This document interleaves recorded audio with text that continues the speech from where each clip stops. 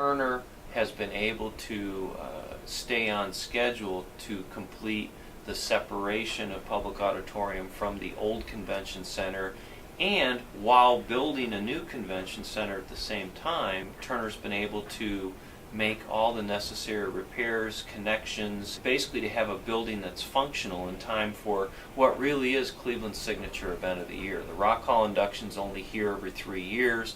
We knew it as we started construction on the project in January of last year that this was going to be a significant milestone that frankly had to be done. The logistics for Public Auditorium revolved around two main goals: separation of the existing Public Auditorium from the existing convention center, and then restoration of the historic Public Auditorium building. Separation was a job that involved demolition, utility rework, and the restoration has involved new doors, new windows, some stone replacement, some interior terrazzo rework, just cleaning up the exterior where we had to tear down the previous old addition that was part of the project to remove. There were probably two real major challenges to Public Auditorium. To separate the buildings meant we were separating utilities, because the Public Auditorium was served from utilities from the convention center. So we had to cut those off to make them independent buildings. The second challenge in Public Auditorium was when we had to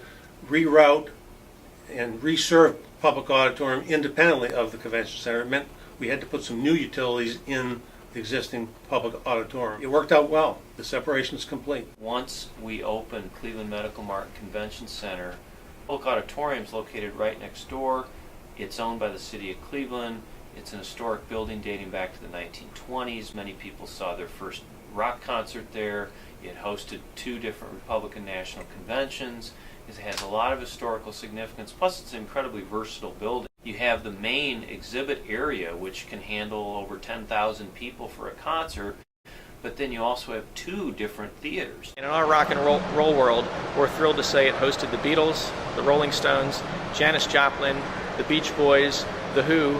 They've all played at Public Auditorium. So it was the perfect place when we were looking to host the induction ceremonies to follow that legacy and continue that rock and roll tradition. When Cleveland hosts the induction ceremony, we do an entire week of events. There will be people that travel to Cleveland, fill our hotel rooms, fill our restaurants, keep our airport very busy, and they will stay and spend money and have a blast in the city of Cleveland for Induction Week. And that event, when we hosted it in 2009, had an economic impact of over $13 million to the local region.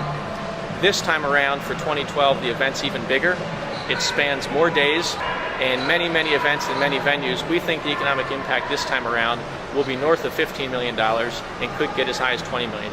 That's a major event for Cleveland to showcase not only Public Auditorium but the Rock Hall. We will have it done on time, and it's going to be a great event.